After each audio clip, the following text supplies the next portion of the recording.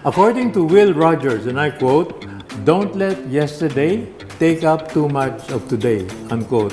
Ibig sabihin, huwag niyo masyadong isipin yung kahapon. Kasi baka nakalimutan na niyo merong today, merong ngayon. Isang inspiring na araw po sa inyo lahat mga Ka-Marino, lalong-lalo na sa aking magandang partner, ang nag-iisang... Nag-iisang ano?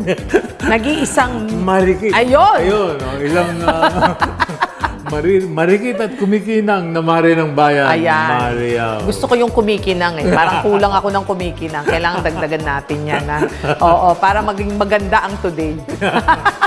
At syempre, mga Ka-Marino, Saturday is yan ang Marina Day. Kasama nyo pa rin po kami sa isang masayang talakayan at kwentuhan. At syempre, di mawawala ang mga inspiring stories at makabuluhang impormasyon sa larangan ng maritima.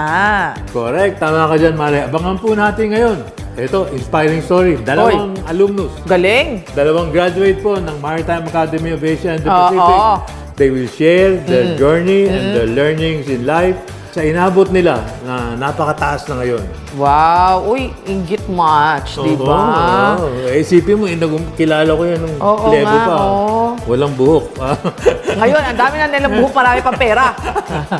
Exciting talaga mga Ka-Marino ha. Kasi nga naman mag-share sila ng kanilang journey, magbabahagi ng kanilang kwento. At yak na, meron talagang mapupulot na aral mula sa kanilang mga kwento ng pagsisikap. Tama ka dyan, Mari. Nako, kaabang-abang ang mga kwentong yan. Tutok lamang dito sa the first and the longest running television program for Filipino seafarers. Kaya all aboard dito sa Yan ang Marino!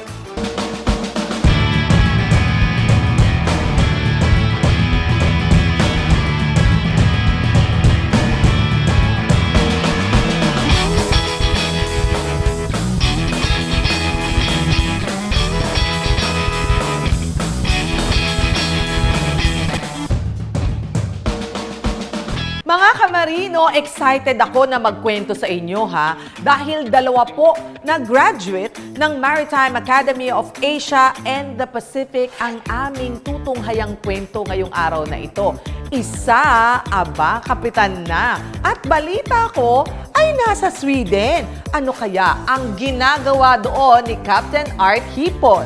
At eto pa ang pangalawa. Siya po ay nagtatrabaho sa International Transport Workers Federation Manila. Walang iba kundi si Arvin Peralta. Narito po ang kanilang mga kwento.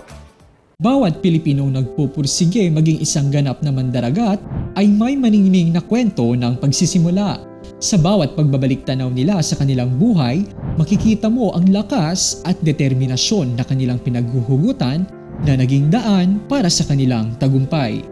Sa loob ng maraming taon, kaagapay ang Maritime Academy of Asia and the Pacific sa pagtupad ng maraming pangarap.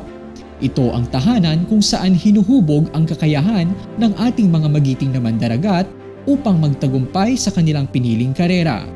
Ngayong araw mga Ka-Marino ay isang istorya ng alumnus mula MAAP ang magbibigay inspirasyon sa atin at ibabahagi niya ang kanyang karanasan sa loob ng academy noong siya'y nag-aaral pa lamang. Tara na at kilalanin natin si Mr. Arvin Peralta at alamin natin kung bakit niya piniling maging isang marino. Narito ang kanyang istorya. My name is Arvin de Peralta. I'm the appointed ITF inspector here in Manila, representing AMUSUP. I came from the legendary class of 2005 of MAAP. When I was in high school, I really don't know what profession or what course to take up when I was in the 4th year. The good thing is my elder brother also was interested to take the exam here in MAAP, and I was just included. That's why the thing is, both of us took the exam, and luckily both of us passed and accepted in MAAP for the 3rd batch. Tanungin natin mga Ka-Marino kung ano nga ba ang naging journey ni Mr. Peralta noong pumasok siya sa loob ng MAAP. As my initial story earlier, the good thing with me, my elder brother is with me when I entered MAAP. That's why It's not that, unlike other cadets who entered MAP, that they are alone in a new world, in a new environment with all new people. Good thing with me, I have my elder brother with me, who in turn we were supporting each other with the challenges and the training that we undergone there in MAP. Ano naman kaya ang most unforgettable experience niya sa loob ng academy?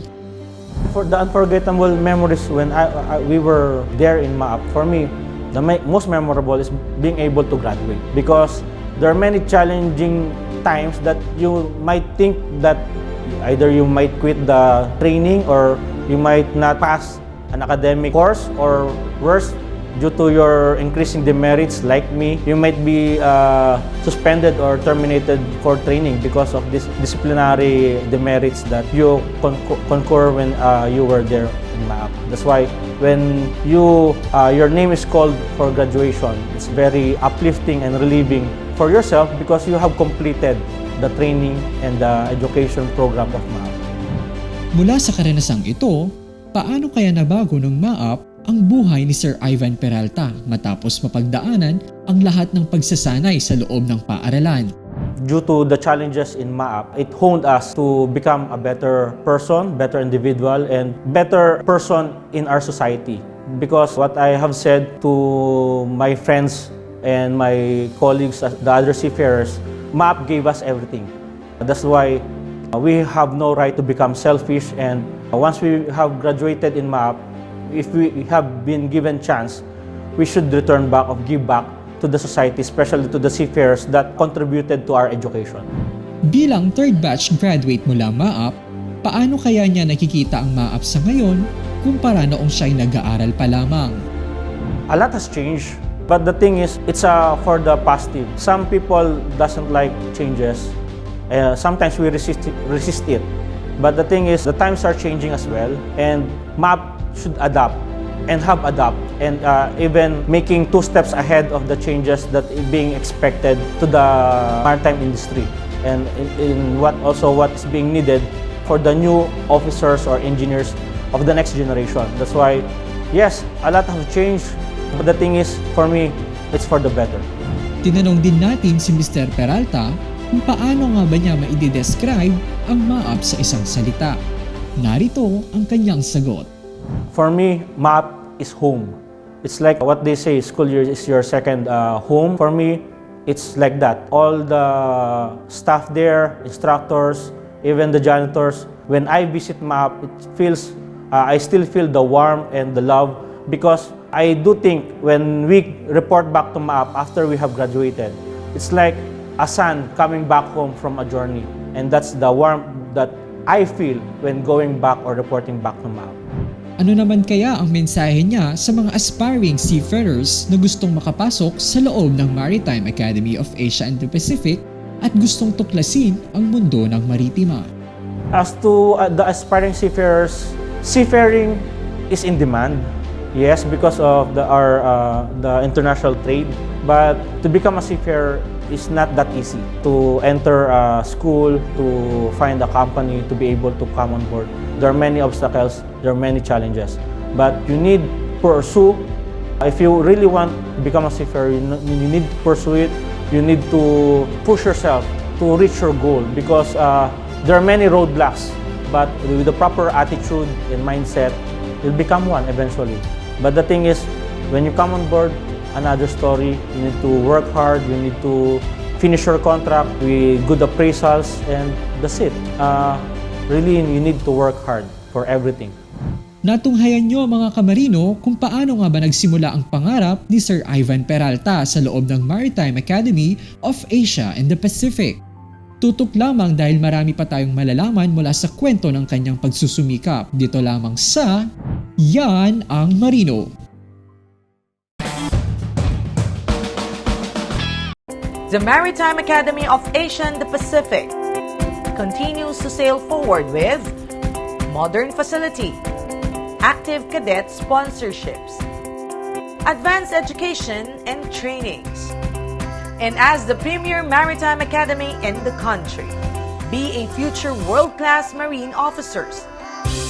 Be at MAAP, ensuring excellence at sea at all times.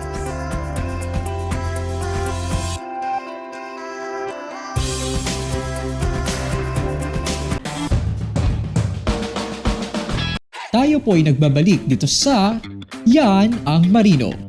Kanina ay nalaman natin mga Ka-Marino ang naging journey ni Mr. Peralta noong siya ay nagsimula pa lamang bilang kadete sa loob ng MAAP. Ngayon naman, ating alamin ang takbo ng kanyang karera ngayong siya ay naitalagang inspector ng International Transport Workers Federation Manila. Narito ang kanyang storya. The journey is quite challenging because as seafarers, we look up ITF or in the International Transport Workers Federation as a union or an organization that if you call them up with regards to concerns on board, they will take actions and they can really tie up the ship until the on board is resolved. That's why it's quite powerful and quite helpful for seafarers. But there's also fear for seafarers because if they report to ITF, there's the fear of blacklisting eventually to their manning agencies. Alamin din natin kung ano nga ba sa tingin niya ang biggest challenge sa kanyang career. For me, the challenges in my job as an ITF inspector is communicating or relaying the concerns to the vessel owners, the port state authorities, and the flag state authorities, in which they are the ones really that can address the concerns being raised by the seafarers. Paano niya naman kaya nalagpasan ang mga challenges na ito sa kanyang karera? The thing with an ITF inspector in a certain port, we are just one-man army in the office. We don't have staff, we don't have secretaries or everything. We do everything on our own. The good thing, ITF has a big network. A network of 140 inspectors around the world, coordinators and contacts that can give assistance when needed, especially our main office in London. And the thing that helped me as well here in the Philippines is creating my own network of welfare organizations that can assist me, or organizations that I can relay the concerns with, they can make an impact or make an effective solution to the concerns being raised by the seafarer that I cannot find solution myself. Sa puntong ito mga Ka-Marino, tanungin naman natin kung ano nga ba ang fulfilling part sa pagiging isang inspector ng ITF. As inspector of ITF, we are checking compliance of contracts, collective bargaining agreements on board, especially international and local rules and regulations. The fulfilling part of our job as ITF inspectors is being able to resolve concerns being raised by the seafarers and their next of kin, their family or their parents that raised the concern to us, and being able to receive our reply, "Sir, thank you for helping us," and being able to find solutions to the concerns we have raised to you. Alamin din natin kung ito na nga ba ang isa sa mga achievement niya sa buhay. As of now, it's an achievement because not everyone is given an opportunity to become one. And for me, given that opportunity, I should not be relaxed about it. It's an opportunity that also have great responsibility that I should be doing as well. Yes, it's an achievement. Not everyone is given an opportunity to it, but it's a big job. And but the thing is, the job is for helping seafarers and fighting for their rights and their welfare. Bilang isang inspektor, ano naman kaya ang mga future plans niya sa kanyang career?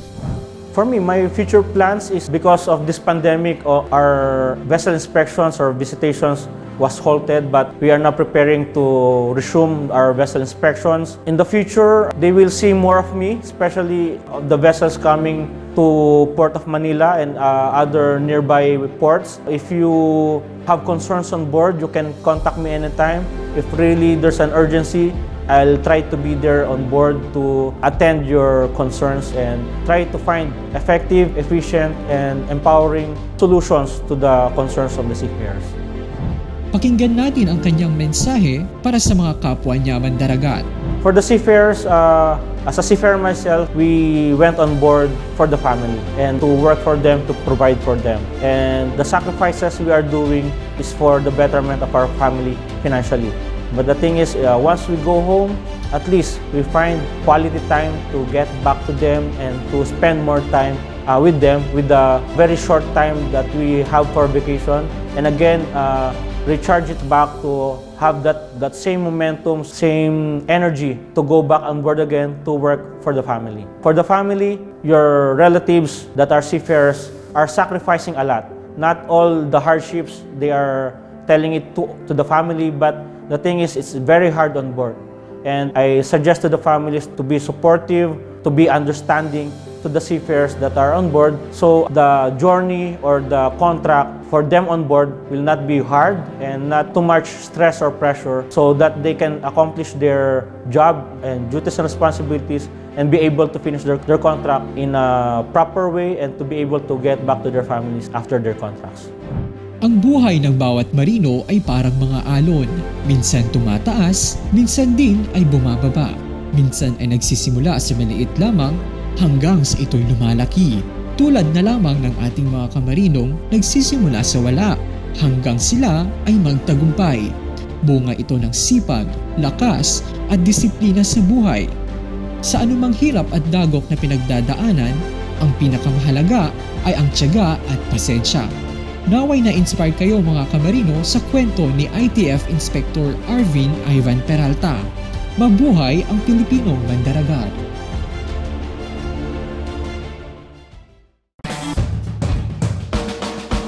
Bawat bayaning Pilipinong magdaragat, may kaagapay, may kaibigan, may kakampi, may kasangga, may kabalikat.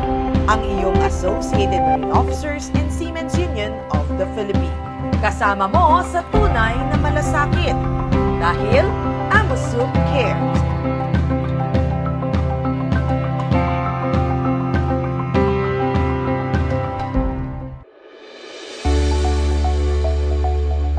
Wellness Diagnostic Center is a secondary laboratory. No? We are DOH accredited. From the name itself, wellness, no, we can cater to both sick and well patients. So, our services include a variety of tests that can cater to patients and even corporate employees. Our tagline is investing in health through affordable testing. So indeed, we have to realize that health is really an investment. No? So this will also help corporations and companies to save money by investing in health of their employees through our affordable test. Okay, primarily we offer annual physical examination for corporate employees. We also have pre-employment medical examination. This is a secondary lab, so we also offer mga basic tests like CBC, serology, chemistries like mga cholesterol, tests for the kidneys, diabetes. We also have an X-ray machine. We also have an ECG para sa cardiac monitoring. We also offer drug testing, especially for mga companies who require drug tests, clearance, and for licensing. We also offer RT-PCR and COVID antigen tests. But we also offer vaccinations, like flu vaccines, pneumonia vaccines, and even vaccines that are available in the market we can offer. I would just like to, of course, the reason why we're doing this is for us to invite clients, especially corporate clients, to avail our services. We're located here at Poblacion, Makati, at the heart of Makati, very close to the common establishments like Rockwell. So we're very accessible and we offer affordable testing. For those who are interested, they may contact us through our mobile number. It's 0991-440-0749. Or through our email address, wellnessdc@gmail.com.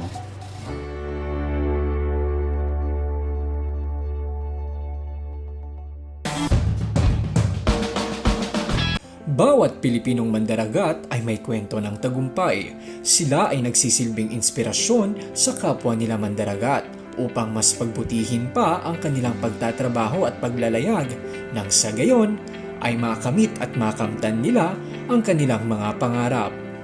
Ngayong hapon ay matutunghayan natin ang kwento ni Captain Art Hipol at ng kanyang paglalakbay tungo sa World Maritime University sa Sweden. Narito ang kanyang inspiring story.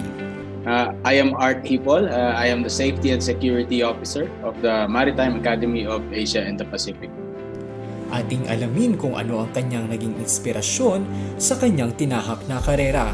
I was never expecting really to be given this rare opportunity to be here. I guess a door opened and I really did not want to miss that chance. I really believe that MAAP, mula pa ng pagkakadete namin, talagang in-instill na sa amin that is taking a path towards a progressive maritime career. Paano nga ba nakatungtong si Captain Art Hipol sa World Maritime University? Well, a letter was handed down to interested candidates. I turned over my application of intent and of course my intent. There was a formal deliberation and fortunately I got chosen. There are two of us actually sa taon na ito. And AMOSUP and MAAP has been sending candidates for 3 consecutive years already. Ibinahagi rin niya ang iba pang mga Pilipinong mandaragat na nakapasok sa prestigyosong paaralan. We have other Filipino students here as well. There's 10 of us for this year. We have classmates from Marina and the Philippine Coast Guard. From past years, pagkakaalam namin, there were even representatives from PPA, the Philippine ports. Nagbahagi rin si Captain Art Hipol sa mga natatanging kultura at mga nakagawian sa Sweden. The school is situated in Malmö, in Sweden. I would say it's a very conducive environment for studying. The culture in WMU, interesting because sa class namin ngayon, we are a mix of nationalities coming from more than 50 countries. So day in, day out, sila yung mga kasama mo. So nandun talaga yung feeling ng family. So medyo kahit pa paano nakakagaan kasi lahat nga kami malayo sa kanya-kanyang pamilya. So alam mo rin may makakausap ka, may mga bago kang kaibigan. Ano naman kaya ang biggest adjustment niya sa buhay mula nang lumipat siya sa Sweden? I would say it's being away from the family for a little more than 1 year, no? It's like bumalik na naman ako sa pagbabarko. Alamin naman natin ang naging self-motivation niya sa pag-aaral araw-araw. Well, there's nothing really much to do here but study. So there's always room to improve. So I think that is my main motivation. But of course, pamilya pa rin. Sa tingin ko, sila naman talagang dahilan kaya rin tayo nagtatrabaho ng araw-araw. Samantala, atin ding alamin kung paano nakatulong ang Maritime Academy of Asia and the Pacific kay Captain Art Hipol sa paghahanda nito sa pagpasok sa World Maritime University. So I think what I learned from MAAP, it's more on the character, yung pagkatao ko, and of course yung people skills. Since we were cadets, coming from different parts of the archipelago, we learned to get along with each other despite the many differences that we have. So ganun din dito. Nakikipaghalubilo ka sa iba-ibang tao, iba-ibang nasyon, you learn to adapt. Then of course, nandun yung positive outlook sa lahat ng nangyayari sa araw-araw. So kahit na maiharap ka sa kahit anong setback, gagawin mo lahat ng paraan. So you will do everything to negotiate these obstacles para ikaw ay maka-move forward. Ano naman kaya ang pakiramdam ng maging representative ng bansa at ng Maritime Academy of Asia and the Pacific sa World Maritime University? Well, of course, I am very humbled, honored, and definitely thankful. Pero bukod doon, syempre, I am also very pressured. There's always that heavy load na bit-bit mo sa mga balikat mo, given the reputation of the school. Dala mo yung pangalan ng bansa, and of course, dala mo yung pangalan din ng eskwelahan. Nagbahagi rin si Captain Art Hipol ng kanyang best experiences at learnings sa loob ng prestigyosong paaralan. So far, my journey here has been very fruitful. We had a chance to have talks from various maritime leaders, leaders of the industry, and we are really expecting more in the coming months. Ano kaya ang future plans ni Captain Art Hipol after graduation? I will definitely return to MAAP. The opportunity she has given me for my personal development will surely be reciprocated tenfold. So it's the only way to show my gratitude. And of course, being an educator, I am looking forward to sharing what I have learned here. I think it's only proper to pay it forward. Narito naman ang mensahe ni Captain Art Hipol para sa kanyang pamilya at sa mga aspiring Filipino seafarers. Message to mga aspiring seafarers, this is a vast maritime industry. So being on ships, of course, is part of it. There are a lot of talks now about the future of maritime. So especially yung mga autonomous shipping. So it will definitely come, but and it can affect, of course, us seafaring as a seafaring nation. So let's try to explore other options. Kasi I know being at sea is very rewarding, but it also requires a lot of sacrifice, especially for a family man. And definitely do not get tired of learning. There is always room for us to grow. Well, to my wife, Malu, my kids, Enzo and Danny, my friends, I hope you are all doing well despite the COVID situation that we are in. So, I know it's very exhausting, but let us brave the storm and soon it shall pass. Of course, I will not pass this chance also to express my deepest appreciation and gratitude to Amusup and MAAP under the leadership of Dr. Conrado Oca and Vice Admiral Eduardo Santos for giving me this life-changing opportunity. Maraming salamat po mga sir. Isa na naman pong edisyon ang aming naihandog sa inyo ngayong araw, mga Ka-Marino. Naway nasiyahan kayo at may natuto kayo ngayon na aral mula sa kwento ni na ITF Inspector Chief Engineer Arvin Peralta at ngayon estudyante sa World Maritime University si Captain Hipol. Yan. Clap, clap, clap, clap. Congratulations, Admiral. Ikaw ang ama niya. Lahat ikaw ang ama.